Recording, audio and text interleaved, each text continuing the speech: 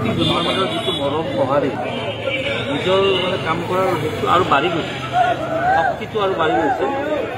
আজি আমি আপোনালোকে দেখিলে প্ৰায় হাজাৰ ইয়াত আমাৰ শুভাকাংক্ষী আমাৰ স্থানীয় জ্যেষ্ঠ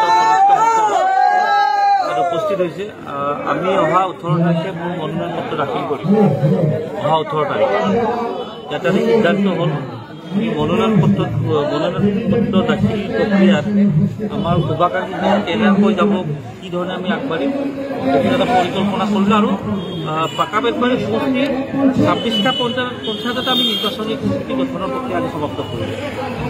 গতিকে সকলোৱে এটা কথাই কৈছে যে আপুনি এইবাৰ বৰপেটা লোকসভা সমষ্টিৰ 10টা বিধানসভা সমষ্টিত আটাইতকৈ বেছি ভোট পাকা বেতবাৰীৰ পৰা আমি দিম বুলি কৈছোঁ। গতিকে সেইকাৰণে মই প্ৰথম পাকা বেতবাৰীৰ পৰা আৰম্ভণি কৰিছোঁ। মনোনয়ন পত্ৰ দিয়াটো আমি এই কয়াকুছিৰ পৰা আৰম্ভ কৰিম। আৰু ভোট গণনা আমাৰ যিবিলাক মই ইয়াত নিজে উপস্থিত থাকি তেনে কৰ্মীসকলৰ আমাৰ শুভাকাংক্ষীৰ মৰম আশীৰ্বাদে মোক আৰু উৎসাহিত কৰিছিল। কংগ্ৰেছে আগৰ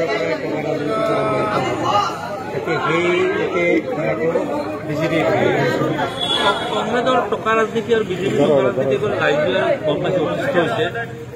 কাৰণ কংগ্ৰেছ আৰু বিজেপি এটাই দল। ইয়াৰে যিগৰাকী বিধায়ক মই বহু কংগ্ৰেছ কৰ্মী মোৰ লগত চোৰাকৈ যোগাযোগ কৰিছে, কেইদিনমান পাছত মুকলি সমৰ্থন কৰিব।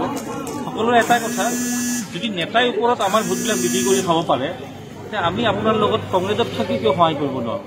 এইটো কংগ্ৰেছীবিলাকৰ কথা মই কৈ আছোঁ। মই ক'লো মোক কিয় সহায় কৰিব কৈছে, আমাৰ ইয়াতে সৰু ক্ষেত্ৰত এইটো যিটো পাকা বেতবাৰী হ'ল ইয়াত দুগৰাকী বিধায়ক আছে, কেনেকুৱা দুগৰাকী এটা সমষ্টিত দুগৰাকী কেনেকুৱা থাকে?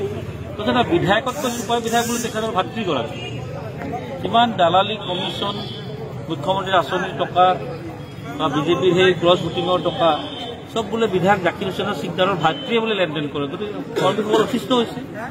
কৈছে আমি বিধায়কগৰাকীক নাপাওঁ, চুপাৰ বিধায়কগৰাকীক পাওঁ।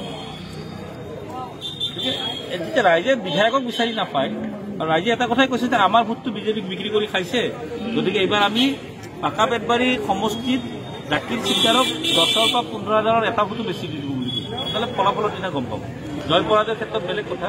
এই পাকা বেতবাৰীত জাকিৰ হুছেইন চিকদাৰৰ যিগৰাকী কংগ্ৰেছ পাৰ্টী তেওঁতো পলাই ফুৰিছে, তেওঁ ইয়াত সভা কৰা নাই, ক'ত ধুবুৰীত কৰিছে, ক'ত উজনি অসমত কৰিছে নাই। কৰিব লাগে তেওঁ পাকা বেতবাৰীত, কৰিছে ধুবুৰীত, কৰিছে কাৰ্বি আংলঙত, কৰিছে উজনি অসমত, কৰিছে নগাঁৱত। আমাক তেওঁ জানে যে ইয়াতে আৰু এইবাৰ পাকা বেতবাৰী সমষ্টিৰ ৰাইজে তেওঁক উচ্ছেদ কৰিছে। আৰু তাৰ কাৰণে বেছি দিন দেখিব নালাগে, 4 জুন ফলাফলৰ দিনা আপোনালোকক অপেক্ষা কৰিব। মূল প্ৰতিদ্বন্দ্বিতাখন কাৰ কাৰ লগত হ'ব? প্ৰতিদ্বন্দ্বিতা বুলি ক'লে মই আগৰ পৰাই কৈছোঁ মণিভূষণ চৌধুৰী, যাৰ বাবে তেখেতৰ উদ্ধাৰ অভিযানত এতিয়া স্বয়ং প্ৰধানমন্ত্ৰী আহিব। অসমৰ 14টাকৈ লোকসভা সমষ্টিত 12গৰাকী প্ৰাৰ্থী বিজেপিৰ আছে। এই বিজেপিৰ প্ৰাৰ্থী প্ৰচাৰ নকৰি এগৰাকী অসম গণ পৰিষদৰ সমৰ্থিত প্ৰাৰ্থীৰ উদ্ধাৰ অভিযানত স্বয়ং প্ৰধানমন্ত্ৰী নামিব। এইটো আচৰিত কথা নহয় যে, তাকো বৰপেটা সমষ্টি, নলবাৰী বিধানসভা সমষ্টি। তাৰমানে বিজেপি দল কিমান শংকিত হৈছে বৰপেটা আসনখনক লৈ এইটোৱে প্ৰমাণ। প্ৰধানমন্ত্ৰী কৰিব লাগিছিল গুৱাহাটীত বা নগাঁৱত বা বেলেগত কৰিব লাগিছিল, পাকা বেতবাৰীত কিয় কৰিলে? সকলোৱে গম পাই গৈছে যে বৰপেটা সমষ্টিত বিৰাট অন্যায় কৰি থকা হৈছে চৰকাৰখনে। বাংলাদেশ বুলি কৈ বহুত ঠাট্টা কৰা হৈছে। গতিকে এতিয়া সেইকাৰণে স্বয়ং অসম গণ পৰিষদৰ প্ৰাৰ্থীগৰাকীৰ উদ্ধাৰ অভিযানত প্ৰধানমন্ত্ৰী নিজে নামি পৰিছে। অহা 17 তাৰিখে তেখেতৰ নলবাৰীত সভা আছে। আপোনাৰ নিৰ্বাচনত মূল ইছ্যু কি হ'ব? মূল ইছ্যু বহুত এটা সমষ্টিত বিভিন্ন ধৰণৰ আছে।